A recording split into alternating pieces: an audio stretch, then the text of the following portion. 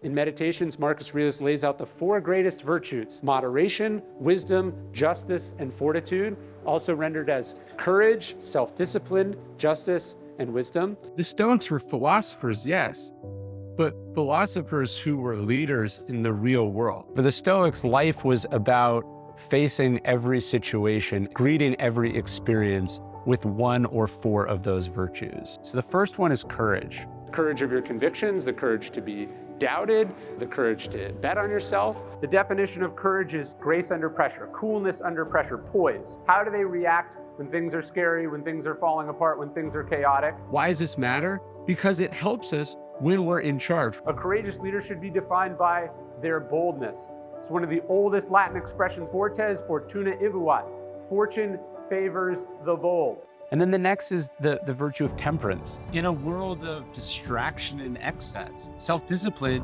is a critical virtue. Stoicism could be summed up in two key words: persist and resist. So part of the discipline of perception is just removing your opinion about things.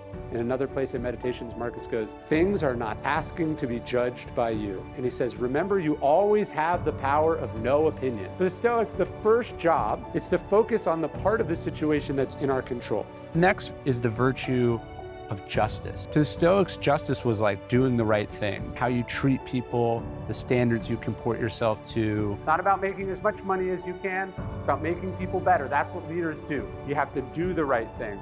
Marcus Aurelius in Meditations, he says, let's waste no more time arguing what a good man or a good leader is. Let's be one. When the Stoics are talking about justice, they mean it in the social contract sense of the word. Marcus Aurelius says, just that you do the right thing, the rest doesn't matter. The final virtue for the Stoics is the virtue of wisdom. It's how you understand what the other virtues are. If you're not availing yourself of all the wisdom that's out there from all the different schools and all the different lifetimes and cultures, you're choosing to instead learn those things by trial and error or not learn them at all.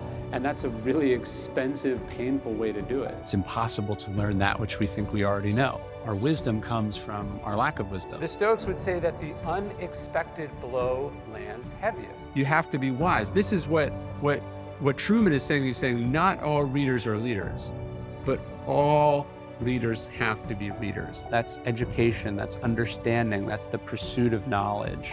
You have to have wisdom to know when to be courageous. That's what allows us to know what cause is just or unjust. So without wisdom, all the other virtues are pointless. If we can cultivate these, a leader has everything they need to have a good and successful life. One of the translations of the word virtue is arete, or excellence. What the Stoics are saying is that the aim of life is to be excellent, to be everything we're capable of being.